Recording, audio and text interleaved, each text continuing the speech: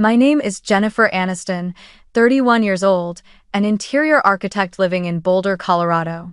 The story I'm about to tell doesn't begin with some dramatic event. It started on what seemed like an ordinary Thanksgiving evening, where everyone laughed and chatted around the dinner table, until my mother set down the pumpkin pie and said those words.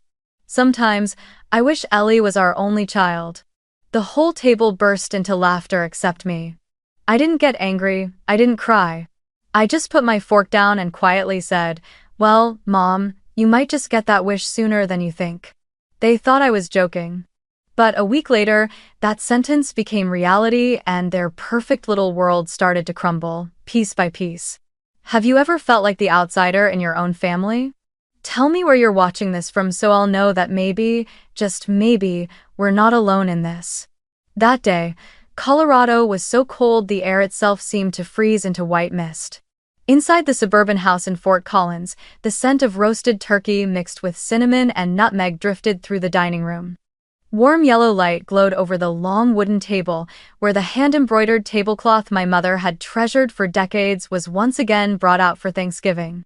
I sat at the far left end of the table, the usual spot no one ever claimed, as if that seat existed for the person present enough to be polite, but never meant to be the center. Ellie, my younger sister, sat across from me, her golden curls perfectly styled, wearing a cream wool dress that framed her slender figure. She had just returned from Los Angeles after taking some time off to focus on her novel. A phrase my mother loved to repeat with pride, as if our family housed a literary icon. My father, Michael, sat at the head of the table, nodding and smiling while Mom retold the story about Ellie's small magazine interview in California. I stayed still, quietly slicing my turkey, smiling at the right moments, nodding at the right cues, and staying silent in all the right ways. When dessert was brought out, my mother placed the pumpkin pie on the table, the dish she always took the most pride in. "Family recipe," she would say, though in reality it came from the shop down the street with a bit of whipped cream added for a homemade touch. She poured the wine, lifted her glass, her voice a little hoarse with excitement. "I just want to say how grateful I am this year. For Ellie, for her creativity, her heart, her courage to chase her dreams." She glanced at me, her eyes flickering as if trying to remember my name, then added awkwardly, "And for Jennifer, of course, for always being so reliable."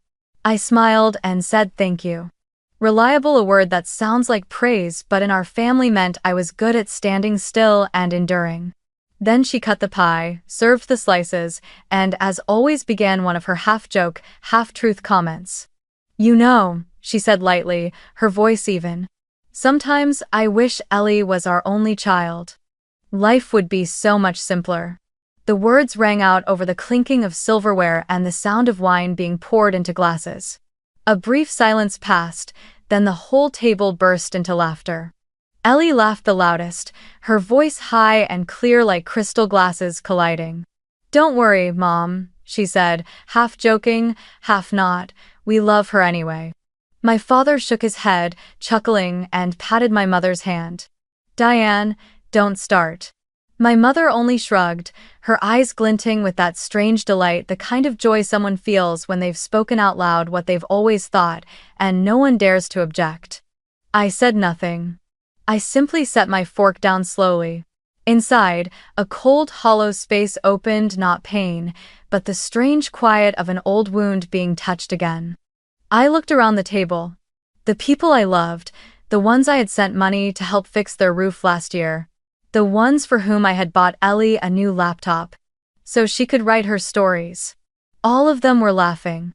And me, the one who had spent her whole life trying to prove she was worthy, sat there like a stranger in her own family. I took a sip of water, then lifted my head, my voice low but clear. "Well, Mom, you might just get that wish sooner than you think." The air in the room dropped instantly. Laughter died out as if someone had cut the sound. My mother froze, the knife poised midair above the pie. Ellie looked at me, her mouth still curved but her eyes flickering. My father cleared his throat, ready to change the subject, but no one picked it up. Only the ticking of the wall clock counted slowly in a room thick with cinnamon and silence. I didn't need to say anything else. In my mind, the pieces finally clicked into place. The quiet dinners, the forgotten birthdays, the jokes that sliced into me while I forced myself to laugh them off. I understood now that what they had just said wasn't a joke. It was the truth they had carried for years, wrapped in wine and laughter. And in that moment, I knew I was finished with all of it. I smiled softly, stood up, cleared my plate, and said quietly, "Thank you for dinner. The pie was great." My voice was steady, no trembling, no anger, only one thing remained: clarity. As I stepped out of that house, snow had begun to fall. The porch light glowed against the thin sheet of first snow, casting a faint reflection across my car window.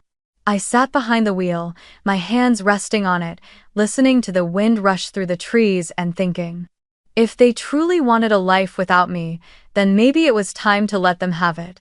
And in the freezing breath of that Colorado winter night, I felt it clearly: something in me had ended. And something else, stronger, had just begun. I drove out of Fort Collins as the clock on the dashboard read 11:47 p.m. Snow was falling thick, covering the road in white, and the cold wind blew across the mountains like the long exhale of winter. My headlights cut through the fog, revealing swirls of snow spinning in the air before disappearing again, like every effort I had made over the last 31 years appearing, glimmering for a moment, then vanishing into silence. The road back to Boulder was so familiar I could have driven it with my eyes closed, but tonight everything felt different. Every curve, every sign, every dark stretch of highway felt as though I were driving through the years of my own past, the years I spent trying to prove my worth to people who never really wanted to see it. The steady rhythm of the wipers, the crunch of the tires on snow, and the soft music on the radio blended into a mournful song I had never heard before. I didn't cry.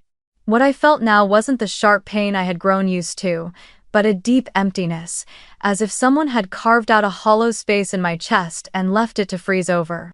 I thought of my mother Diane and the way she had looked at me at a family wedding last year when I wore a simple navy blue dress. She glanced at me and said loudly enough for a few people nearby to hear, "Sweetheart, next time pick something a little more expensive, this one looks cheap." I remembered forcing a smile, joking back, "I like simplicity, Mom." But later that night, looking at the group photos, I saw her eyes on Ellie, praising her for being elegant and sophisticated. I still remember that tightness in my throat, not from embarrassment, but from realizing that no matter how hard I tried, in my mother's eyes, I would always just be the faded shadow standing next to the child she was truly proud of.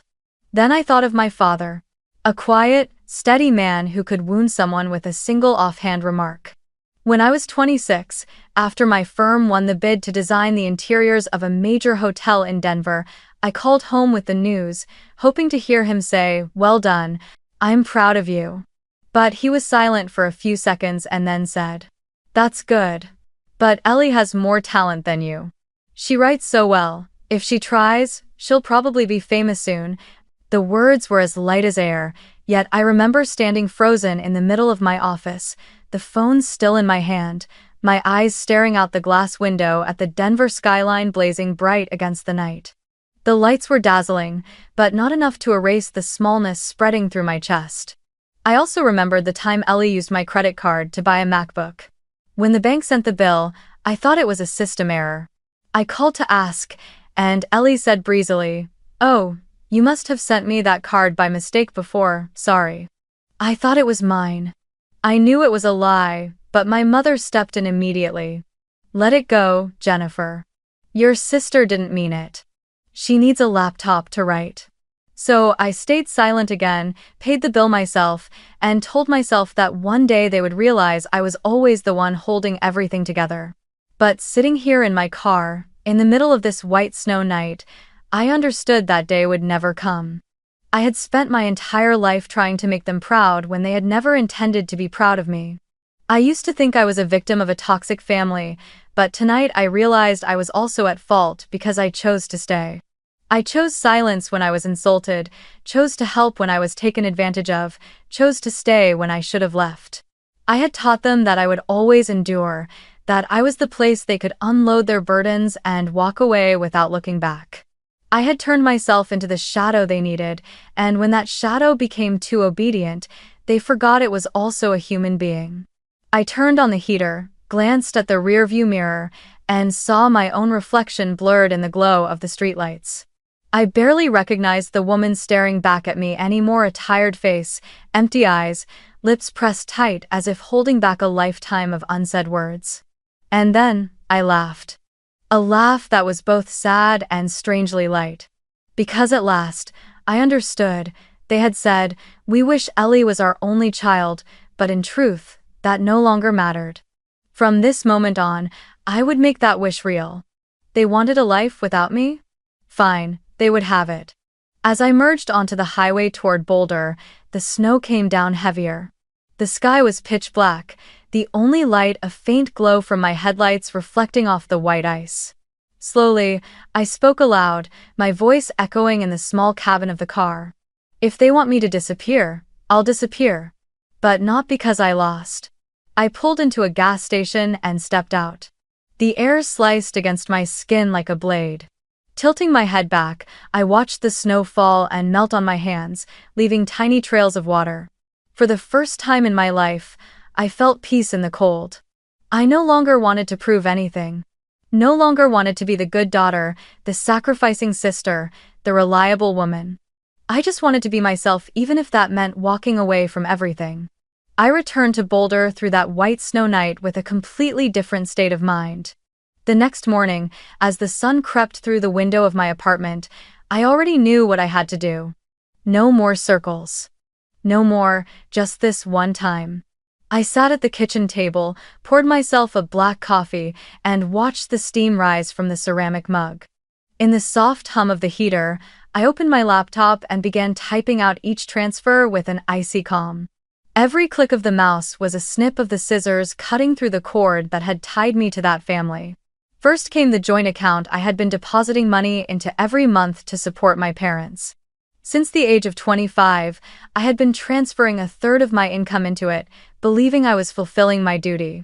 But now, staring at the numbers on the screen, the amount not small at all, enough for them to live comfortably if they managed it wisely, I felt a strange sadness. Not regret, but the sudden realization that all these years, I had never once asked myself if I even wanted to do it. I withdrew the entire balance back into my personal account, clicked confirm, and canceled the automatic transfers. A notification appeared. Transfer completed. I inhaled deeply, feeling as though I had just closed the first door. Next was the home repair loan I had co-signed. Last year, my parents' old roof had leaked badly after a storm. Their credit score wasn't high enough for a loan, so I had signed on so they would be approved for the repairs. I opened my email, found the contract, then called the company. A woman's voice came through the phone. "Mrs. Aniston, you want to cancel the guarantee? The final disbursement hasn't been processed yet." I answered calmly, "Yes. I'm no longer responsible for that loan. From now on, please work directly with the homeowners." She hesitated for a moment, then confirmed. When I hung up, my heart was pounding not with fear, but with the feeling of having loosened yet another cord around my neck. The same with my mother's car. Last year, she said her old one had a bad engine and wasn't safe to drive. I bought her a new SUV, put it under my name, and lent it to her so she could use my insurance and pay lower premiums. Now I drafted a letter to the insurance company, transferring the legal ownership back to myself and requesting the cancellation of the old policy at the end of the month. I wrote the letter carefully, without a single word of reproach, just cold, legal language. Each word was an assertion. From today on, I'm taking back what's mine, no longer lending unconditionally. I didn't do all of this in a single day. Each morning when I woke up, I loosened one more link in the chain. I cleared out my old apartment in Boulder, where I had lived for 6 years, piece by piece, memory by memory. I listed it for sale, paid off the bank loan, and used what was left to search for someplace entirely new. Telluride appeared on my computer screen as I scrolled, a small town tucked deep in the mountains of southwest Colorado, nearly 6 hours from Fort Collins. The photos showed snow-blanketing wooden cabins, narrow roads leading up the ridges, sunlight spilling through the pine trees, everything like an invitation. There, no one would know who I was. No one would know me as Ellie's sister. I could just be Jennifer, a person without burdens, without labels. I rented a small wooden cabin on a hillside overlooking the valley. Inside, it was simple but warm. Pinewood walls, wide windows, a tiny kitchen, a stone fireplace. I imagined myself making coffee there in the mornings, watching snow fall outside the window. The thought filled me with a strange peace. I began packing my things, the blueprints, the architecture books, the few photographs I actually liked. I left behind the false gifts, the keepsakes that carried the weight of being overlooked. Each box sealed was another chapter of my life closing. The night before leaving Boulder, I opened my email and wrote a single line to my parents. No explanations, no defenses, no anger. Just a message as cold as ice. You wished for a life without me. Congratulations. Starting today, it's yours. I stared at the words on the screen, my hand resting on the mouse. I remembered every time I'd bowed my head, every transfer I'd made, every smile I'd forced. They rose and faded like steam on glass. Then I clicked, send. A soft sound chimed. The message was gone. I shut the laptop and stood up. Outside the window, the snow was falling thicker now, blanketing the quiet street like a white quilt. I stepped out onto the balcony and took a deep breath. The icy air rushed into my lungs, but for the first time, it felt like I was inhaling freedom. I knew tomorrow wouldn't be easy. They would call, they would text, they would try every way they could to pull me back. But this time, I wasn't going back. I had taken my voice back. I had made their wish come true, not to punish them, but to save myself.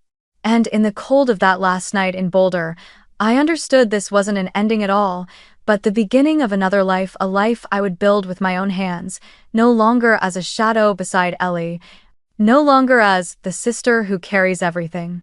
Just Jennifer, a free woman, at last. A week after I sent the email, the first signs of chaos began to show, not where I was living now, but where I had left. I knew because my phone wouldn't stop vibrating, though I never picked up.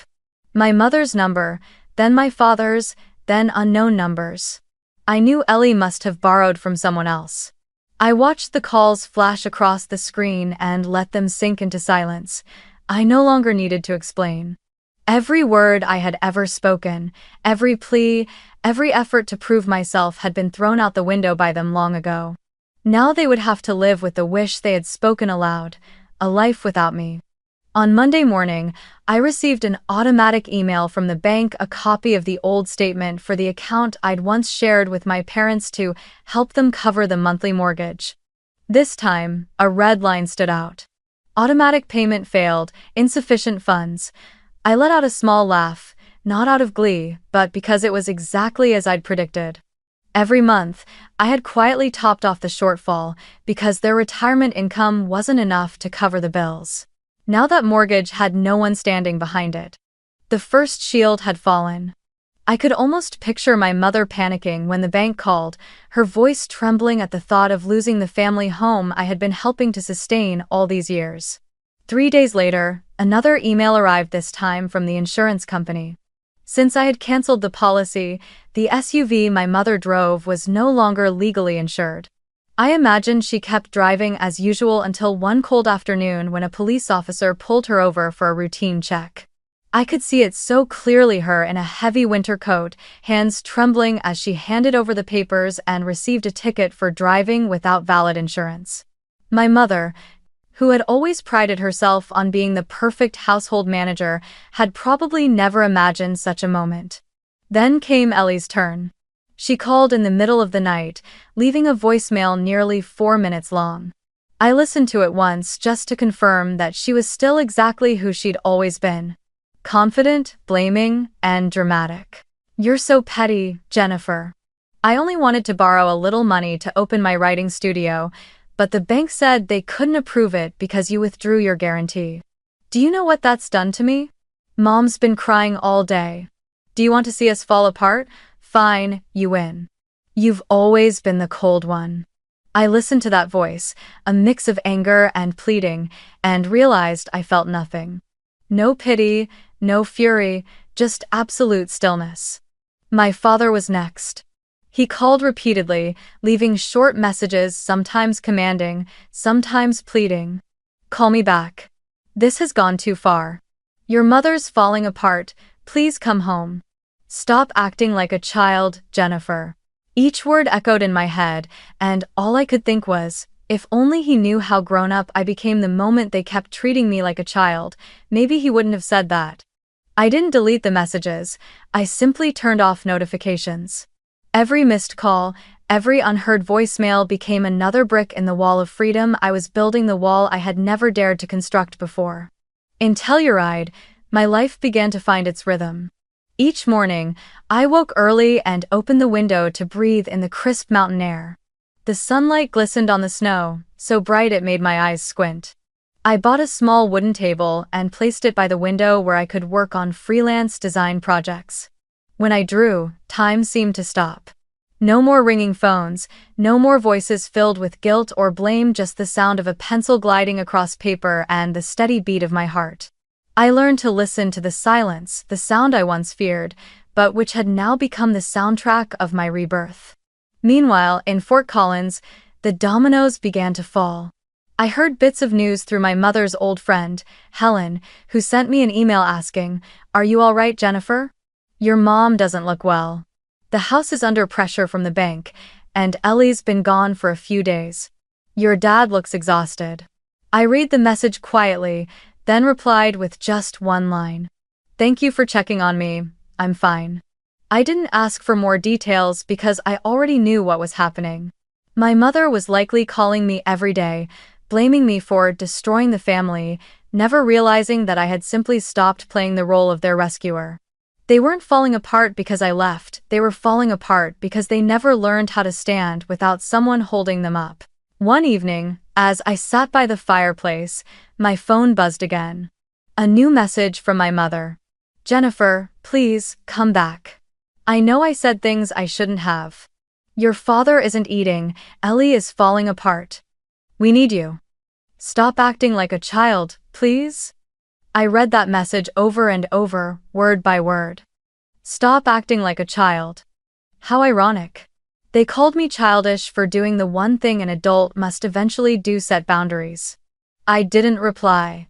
I switched off my phone, set it on the table, and stepped out onto the porch. The night was dark, snow falling slowly, the moonlight turning the pine forest into liquid silver. I pulled on a wool sweater and sat down on the wooden chair, gazing up at the sky. No more anger, no more pain. Only stillness, the very thing I had once mistaken for loneliness but now recognized as the sign of freedom. I realized some lives only truly begin after you let everything collapse without rushing to save it.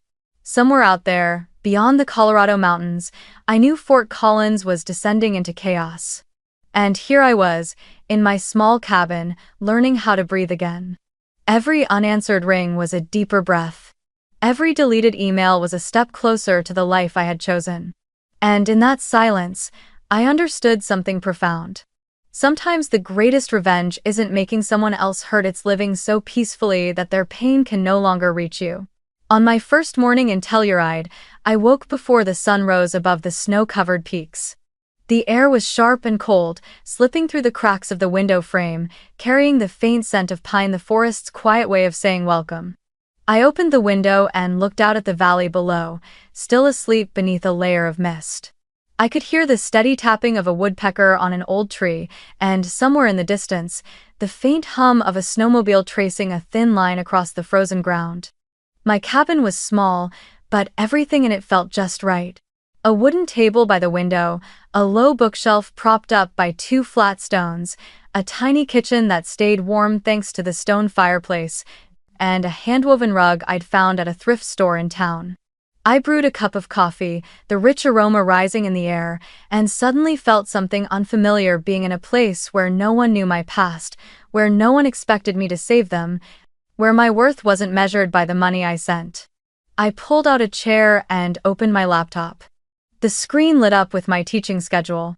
3 basic studio classes for first-year architecture students from a community college in Denver, and a private workshop I had just launched on an online platform.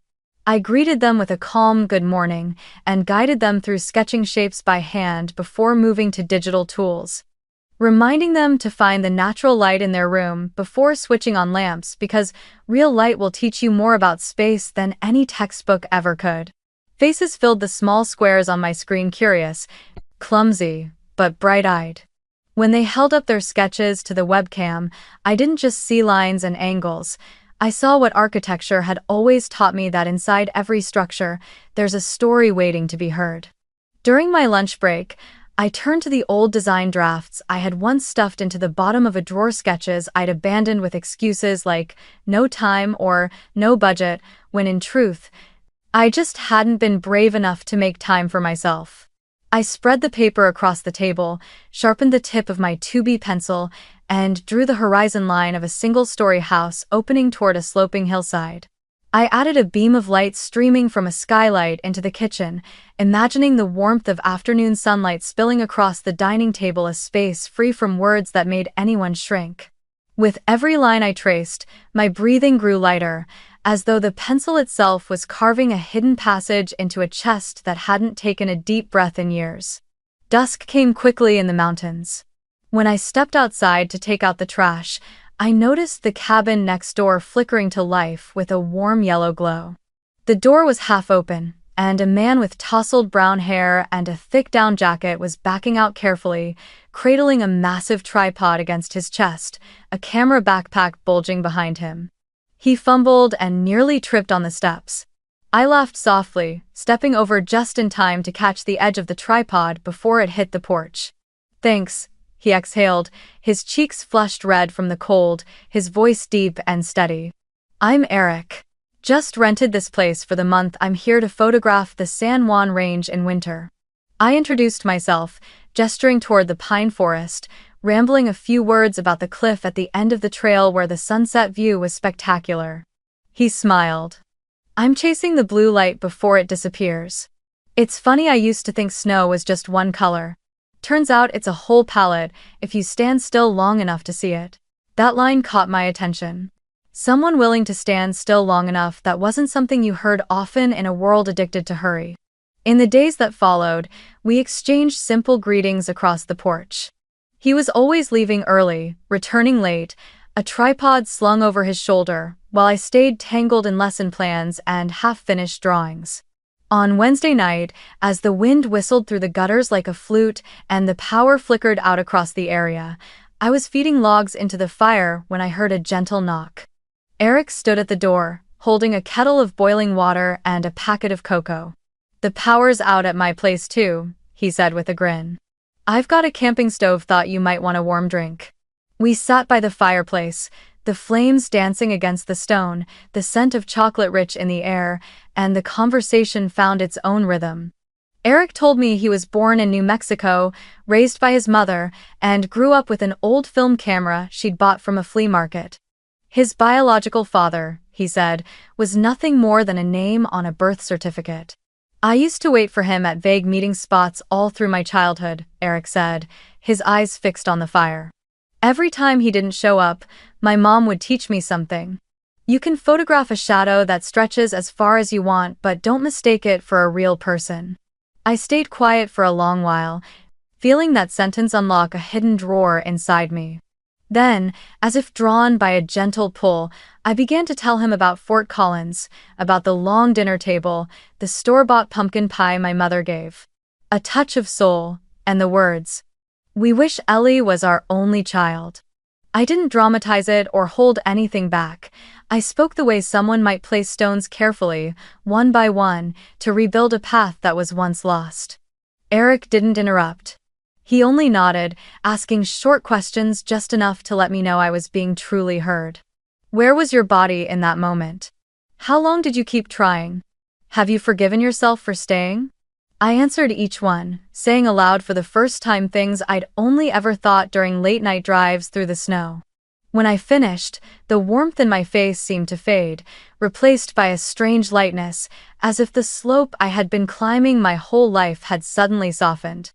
I looked around the cabin, nothing had changed. The fire still burned, the mugs of cocoa still steamed, yet somehow the air felt larger by half a breath.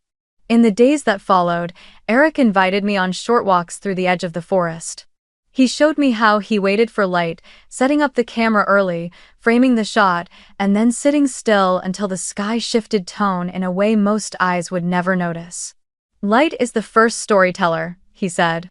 "Photography is just choosing where to pause the story and keep a piece for yourself." I laughed and said architecture was the same. I just arranged the letters for light to pass through. We walked in silence for a long stretch, listening to snow fall soundlessly and the tap of a bird somewhere in the trees, like punctuation in a quiet sentence. With him, I didn't have to fill the silence to make someone comfortable. Silence was allowed to simply be silence. One evening, as the light faded, Eric invited me over to his cabin to see the photos he had just developed. The walls were lined with small frames, the jagged ridges of a mountain where the clouds had opened a gap, the shadows of pine trees stretching across a frozen lake like someone's outstretched arms, a ripple in the snow where the wind had carved a wave. I stood for a long time before one photograph of a small wooden house crouched in the middle of a vast white landscape. Tiny bird tracks dotted the roof, and a warm yellow glow filled its lone window like the eye of someone who stayed awake late. "That house reminds me that there are still things in this world that stand firm, even when the wind changes," he said. I swallowed a strange gratitude, because it felt as though he had just spoken for me for my little cabin. That night, I sat at my desk and reopened the sketch titled A House for One.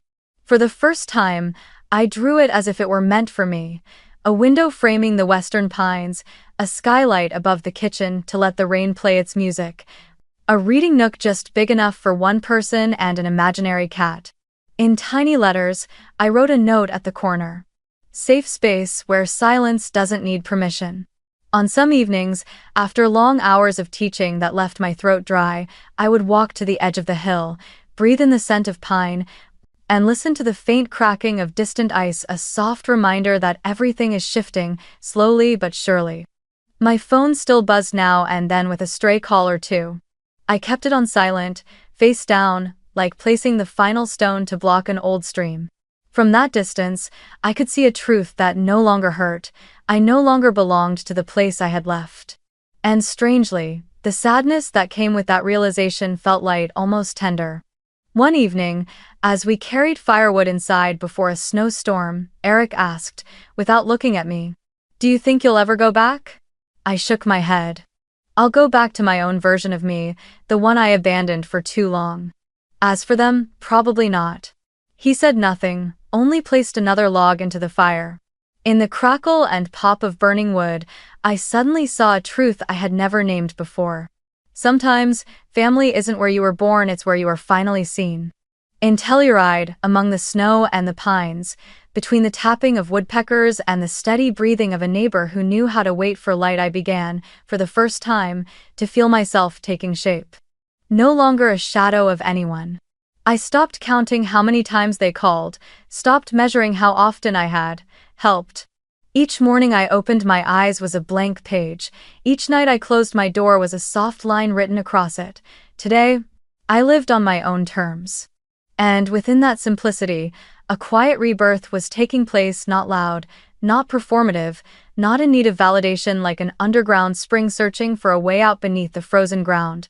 Slow, patient, and certain. 3 months passed since the day I left Fort Collins. Winter had faded, and the snow in Telluride was melting slowly, revealing the first patches of green grass beyond my cabin porch. My days found a calm, gentle rhythm, teaching in the morning, sketching in the afternoon, sharing tea and music with Eric at night. I no longer measured time through messages or bills, but through the changing light across the pines, pale green in the morning, golden at noon, violet gray by dusk. I almost forgot that somewhere out there, Fort Collins still existed with the people who once called me the extra child. But one March morning, as I was reviewing a student's architectural draft, a knock at the door startled me. The mail carrier stood there in a brown coat, holding a thick envelope stamped with the seal of a law office. I signed for it, a flicker of unease running through me, and opened it right there at the table. Inside was a formal letter, the tone rigid, full of legal phrasing. Dear Mrs. Jennifer Aniston, we represent Mountain West Credit Union. Recently, a mortgage application was submitted under your name, bearing a signature that matches the records we have on file. However, during verification, we discovered the applicant was Mrs. Diane Aniston, your mother.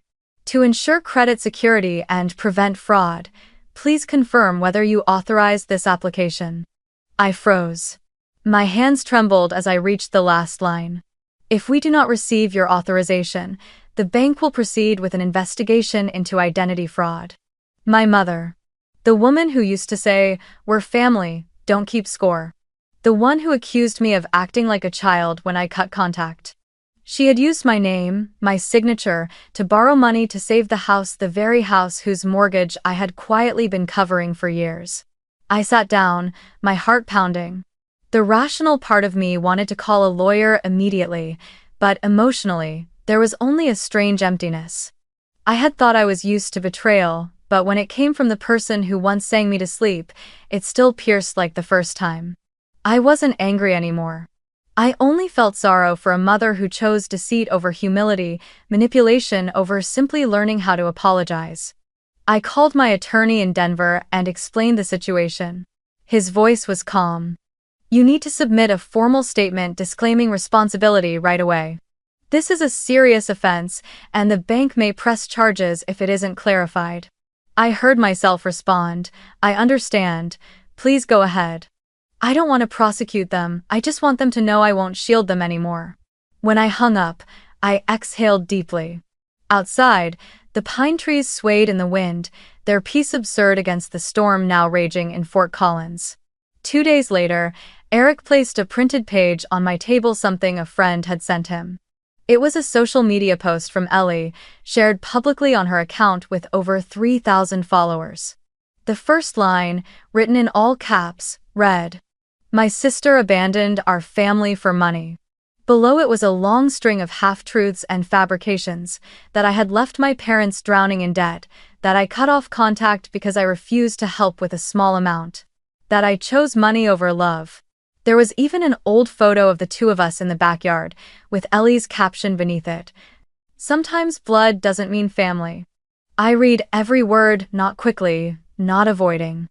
Beneath the post were hundreds of comments, split down the middle. Some offered sympathy, others piled on. But a few began to ask questions. If she was really that cold, how come your family lived so comfortably before? I didn't react. But in the small world of Fort Collins, the stories spread like wildfire. Old neighbors, high school classmates, they started piecing together the fragments they remembered. They recalled how I used to come home early every year to help my mother prepare for Thanksgiving, how my mother's new car had once been registered under my name, how I was the one who co-signed when they repaired their roof. All the truths that had long been buried under the illusion of family love began to surface, one by one. An old friend messaged me. People are talking about your mom at the cafe near your old house. They said she used your name to take out a loan. Everyone's shocked. I didn't reply. I simply closed my phone.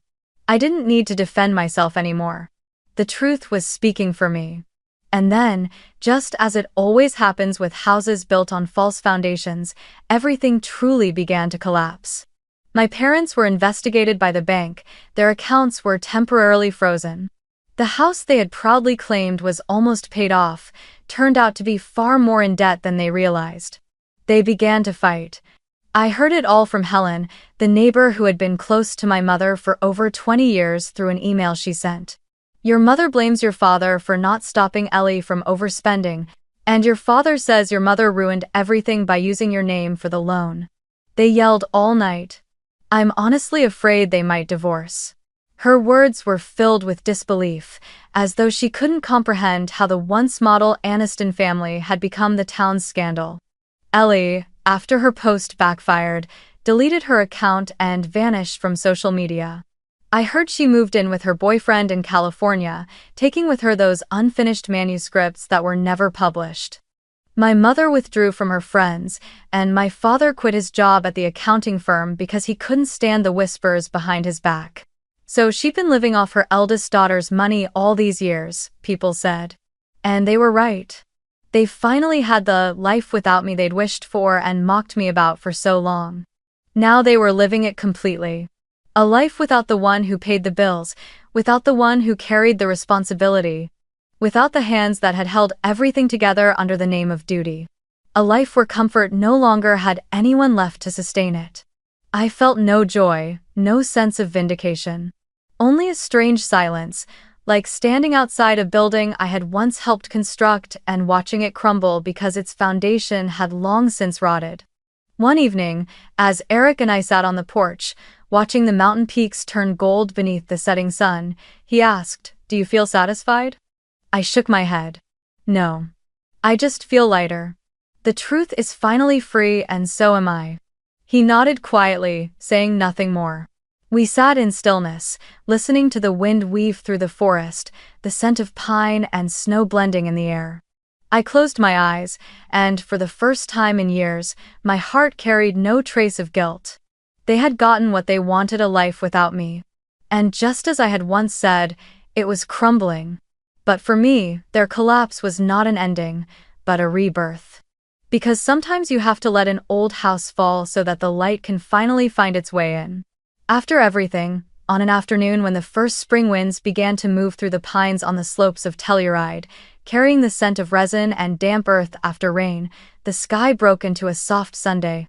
The snow was almost gone now, revealing small shoots of green grass around the cabin.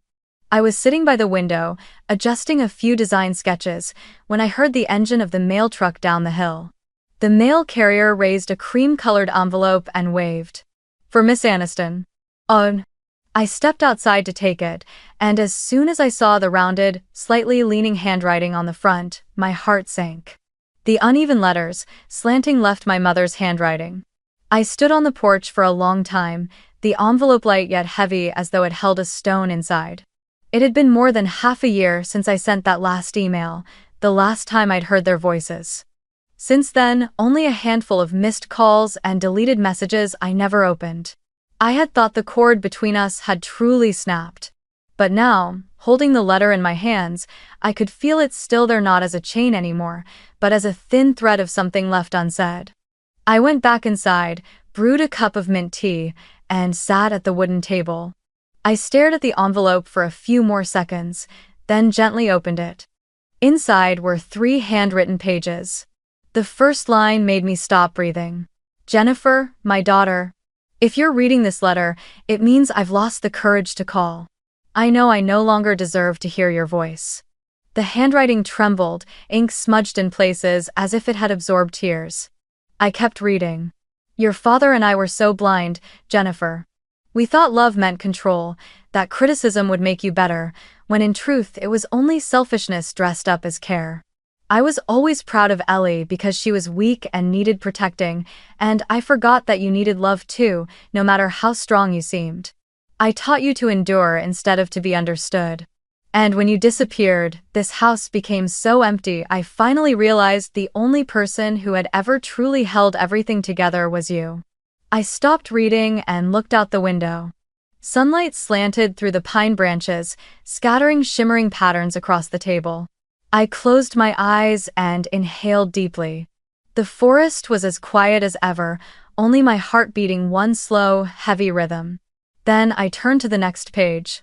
"Your father is no longer the same. Since the bank came, he hardly leaves the house. The doctor says it's depression. He barely speaks now, just sits on the porch staring at the road where you used to drive home for the holidays. Ellie has moved into a small apartment in the city, unemployed and saying she's going to rewrite her life. I don't blame anyone anymore. I don't even have the strength to argue. I've sold the house. They came and took down the curtains you sewed back in college. I've kept a few things, the bowl you broke but glued back together, the photo of all of us in the apple orchard, and the drawing of your wooden house. Now, looking back, I understand. You weren't just drawing walls. You were drawing a dream of a place where you could be yourself. Here the handwriting began to tilt and waver. I could picture my mother sitting at the old dining table, the yellow lamp casting light on her tired face, her hand trembling around the pen. I read on slowly, afraid that any sound might shatter the fragile moment. I'm sorry, Jennifer. There aren't words enough to undo the years I made you feel invisible. But I hope that, if someday you read this letter, you'll know I finally see it. Even if it's late, I still want to say what I should have said long ago. I'm proud of you. Not because you sent money, not because you were accomplished, but because you dared to live true to yourself. I wish you could forgive me, but if you can't, I understand. Just know that I will carry this regret for the rest of my life. The last page held only one small line, the letters shrinking as though whispered. Be happy, Jennifer, I love you. I set the paper down on the table and stared into the quiet space in front of me. The tea had gone cold, the faint scent of mint drifting in the air. I didn't cry. Strangely, the tears no longer knew how to find their way out. There was only stillness deep, like the bottom of a spring lake. I thought of that woman, the one who had spent years demanding that I become the perfect version of her dream, then spent the rest of her life realizing that all her daughter ever needed was to be loved as she was. I didn't resent her anymore. In truth, I felt compassion. Maybe, in her own way, she too had once been a child who grew up with a distorted understanding of love and unknowingly passed it on to me. I folded the letter not with the precision I used for work documents, but gently, as if it were something fragile that might tear. I didn't plan to reply. Not out of anger, but because I knew every word that needed to be said had already been written just too late. I took out a small wooden box where I kept things I couldn't throw away. A photo from my college days, the ticket from the first design exhibition I paid for with my own money, and now, this letter. I placed it inside, closed the lid, and put it away in the drawer. Not locked, just out of sight. That afternoon, when I stepped onto the porch, the wind had shifted. Eric was out front, photographing the sky. The last light of the day spilled across the snow like diluted honey. He looked up and asked softly, "News from Fort Collins?" I nodded with a small smile. "Just a letter." He didn't ask more, only turned his camera toward the setting sun. I followed his lens, watching the glowing orb blur and fade into violet clouds. In that moment, I understood I had just closed a chapter not with anger, but with grace. Spring comes late in Telluride. Snow still clings to the mountain slopes while the valley below begins to turn green. Each morning, sunlight filters through the pines, glimmering on the dew like crystals. I've started a new ritual, waking early, brewing coffee, opening the window, and watching how the light changes color across the wooden walls. Sometimes I think, if someone had told me happiness could be this simple, maybe I wouldn't have needed to endure so much pain. But then I realize it's the cracks that let the light in. Eric often came by early in the morning, carrying a wooden toolbox and sketches he'd captured through his camera. "I want to help you rebuild this house," he said one day, just as the last snow began to melt. "Using real pine wood the kind sunlight can pass through in the morning." I laughed, thinking he was joking, but he looked at me seriously. "This house deserves to be a place of rebirth, not just for you, but for anyone who's ever needed a space to begin again." End of 7. I was quiet for a moment, then nodded. And so, from the early days of April, we began rebuilding the little cabin, not to change it completely, but to let it become a more mature version of itself. Still the same cabin, but with a new breath. The pine beams were lifted and set into place, one by one. I learned how to hold a hammer, drive nails, measure corners, small tasks that brought a strange kind of peace to my mind. Eric rebuilt the west-facing window frame, where the sunset poured in every evening. I redid the floors, choosing a lighter wood so every step would echo with the warmth of life.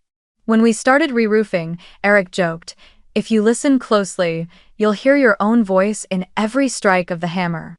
I looked up at him, sunlight glinting in his warm brown eyes, and suddenly I understood some people don't come into your life to save you. They come to witness you saving yourself. 3 weeks later, the house was finished. It wasn't big, it wasn't elaborate, but it had something most expensive homes never do: sincerity. The small living room opened onto the porch, and the walls were adorned with Eric's landscape photographs: the winter pines, the melting ice of a lake, and the blue light he had once told me about. Beside them was my workspace, where the blueprint for healing home hung: the first house I ever designed for myself. Together, we decided to open a small studio. He would handle photography and media, and I would take charge of design and teaching. We named it Atelier, the Studio of Light. At first, only a few tourists wandered in, curious about what we were doing. But soon, people seeking a place to rest their hearts began to arrive. A photographer who had lost his partner. A retired teacher who wanted to learn how to grow flowers. An architecture student struggling through burnout. They came, stayed for a few days, and left with softer eyes and lighter steps. I taught them not only about design, but about emotion within space: how the way light moves through a room can change the soul of its occupant, how the sound of wind or the scent of wood can bring calm. I started an online course called Designing for Healing Spaces: Architecture for Healing. In every session, I told my own story, not as a tale of suffering, but as a reminder that the first home we must build is always the one within ourselves. Eric often sat quietly at the back of the class, adjusting the lighting or recording the session, smiling whenever I mentioned the word healing. He said I had a gift for turning pain into art. I simply replied, maybe because I'm not afraid of it anymore. In the evenings, we would sit together on the porch steps, sipping tea, watching the moonlight settle over the forest. He would talk about his travels, and I would talk about my students. No loneliness could exist between two people who had learned the grace of being silent together. One early summer morning, I picked up the camera, a gift from Eric, and took a photo on the porch. The two of us smiling, the newly built pine cabin glowing behind us in the sunlight. I stared at the picture for a long while, then opened my laptop and began typing an email. The address: Diane Aniston, the one my mother had used for years. I didn't know if she still checked it, but I typed each word slowly, as if writing to my own heart. Mom. I found peace. I hope someday you do too. Nothing more. No blame, no long farewell. I attached the photo and pressed send. A soft whoosh echoed from the speakers, and the screen went blank. I looked out the window. Sunlight was already spilling across the grass. It didn't matter whether the email reached her or not. Some messages don't need a reply to have meaning. That afternoon, Eric and I walked along the mountain trail. The air was warm, and wild purple flowers bloomed along the path. He held my hand, saying nothing, and in that silence, I realized I had truly forgiven them. Not through words, but through the absence of the need to prove anything anymore. Forgiveness, I learned, isn't about erasing the past, it's about being able to look at it without pain. 3 years have passed since the day I arrived in Telluride. Time, like the spring snow melting over the ridges, has quietly settled over the scars, not to erase them, but to make them part of the landscape. Life here moves slowly, peacefully. Each day, I understand a little more about what being at peace truly means. I'm no longer the woman who drove through a snowstorm trying to escape her pain. I'm the woman who stayed, who built her own warmth, a life that no longer needs to prove anything to anyone. Eric and I had been through 3 winters, 3 springs, and hundreds of bright mornings in the White Valley. Together, we expanded the studio, teaching, photographing, and sharing our journey of healing through space and light. Atelier slowly became a small sanctuary for those searching to find themselves again, people who, like me once, carried old wounds, were told they weren't enough, or were silenced inside their own homes. Every time someone walked through our door, I saw a reflection of myself in them: cautious eyes, hesitant steps, and then, gradually, the return of a genuine smile. In our 3rd winter, Eric proposed. It was snowing lightly that day, the flakes dancing through the air like a wordless symphony. He had built a frame out of pine wood, and inside it was a photograph I had taken during our first year together: the small wooden cabin we built, sunlight streaming through the doorway, me standing there smiling. holding a cup of coffee. Beneath the photo, he had written, "Marry me, let's keep building together." I laughed through tears before I even realized they'd fallen. I didn't need to think. I simply nodded. The wedding took place at the end of March, on the snowy hill behind our studio, where the sunset bathed the valley in gold. Friends, students, and former guests of Luminatelier came, bringing wildflowers, candles, and soft wishes. There was no loud music, only the wind, laughter, and the quiet whisper of snow. I wore a simple white dress, a few pine sprigs at the waist. Eric wore a gray suit, holding a bouquet of wildflowers he'd picked that morning. When I stepped out, the crowd fell silent not because of the dress, but because of the atmosphere. It was warm, serene, as if the entire world was smiling with us. Ellie didn't come. I had expected that. She didn't reply to the invitation, only left a short message online. "I wish you happiness, sis. We're just not meant to stand in the same story anymore." I read it quietly, feeling neither anger nor sadness. Sometimes, distance is the kindest form of love between two people who have hurt each other too much. Mom was different. A week before the wedding, I received a package. Inside was a letter, the handwriting still trembling, still familiar. "Jennifer, I heard you're getting married. I won't be there, maybe my presence would only make things harder for you. But I want you to know that I'm proud. You found something I never knew how to keep. Peace. I wish you happiness. And if you can, please forgive us, so I can finally rest my heart. I love you." I read the letter in the living room, the fire flickering softly beside me. Eric stood next to me, his hand resting gently on my shoulder. I didn't speak, I just nodded, folded the letter carefully, and placed it into the wooden box where I kept all the things that had already found their closure. Forgiveness doesn't need a ceremony. Sometimes, a silent blessing sent across the distance is enough. That evening, Telluride was breathtakingly beautiful. The sky was pale blue like silk, the snow glittering under the last rays of sunlight. Friends gathered around us in a wide circle. Eric looked at me, his eyes calm and steady.